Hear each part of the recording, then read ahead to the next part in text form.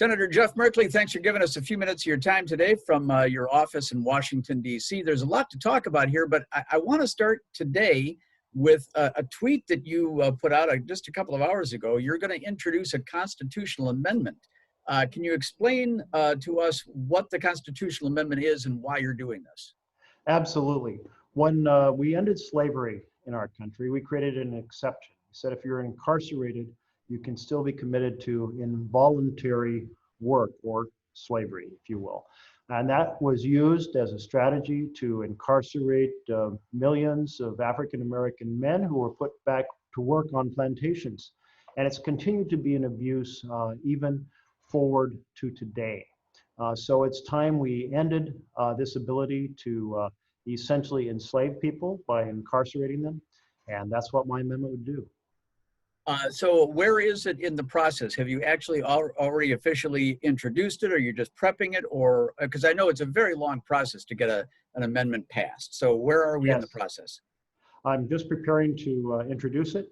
And then once introduced, I'll start building support, hopefully among Democratic and Republican colleagues. Excellent. Well, good luck to you on that.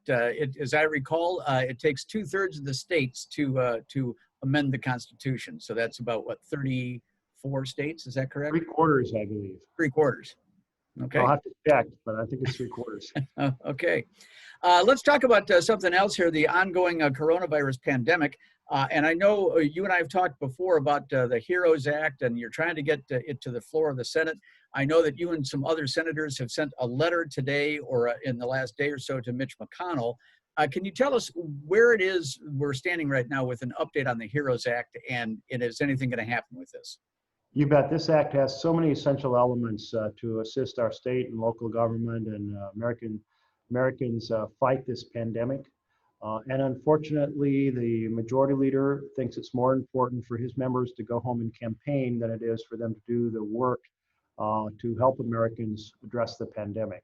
So it's very frustrating. We're applying pressure inside the building. I know that a bipartisan group of local officials and governors are applying pressure outside the building. It's really unacceptable that Mitch McConnell is putting campaigns over a comprehensive strategy to address the pandemic across America. Do you foresee that this is going to actually get to the floor of the Senate before the Senate takes a long recess? Right now, it looks like Mitch McConnell is going with the campaign strategy rather than the responsibilities that we have here in D.C. as legislators. Senator, I know you've also been involved deeply in facial recognition issues, and you've put together some bicameral legislation that would stop the use of biometric technology in these facial recognition tools. So tell us a little bit about the act that you've done and why you think this is important. We are on the verge of becoming a surveillance state where government watches us everywhere we go, compiles databases on our every movement. And to me, this is completely incompatible with personal privacy and the land of the free. So I'm trying to put up a stop sign, a roadblock, and say, no, not here. Let's value privacy and freedom over the threat posed by this technology. That is the one key issue. And the other key issue is the technology itself. Facial recognition is very discriminatory. It doesn't work well for people with darker skin. And so it produces a lot of false positives, which means a lot of people with darker skin are falsely accused when it is used as a way to figure out who might have done something. I appreciate you giving us a few minutes of your time. I know you've got some Senate business to take care of today, and you're traveling back to Oregon for the 4th of July. Have a safe holiday, Senator, and we'll talk again soon.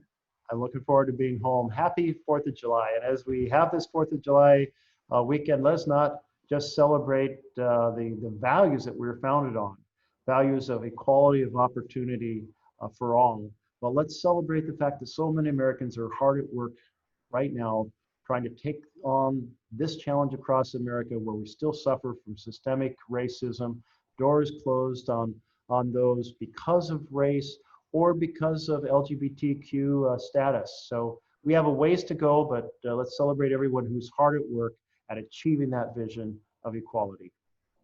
Thank you very much, Senator. Best of everything to you. Thank you. All right. Take care now.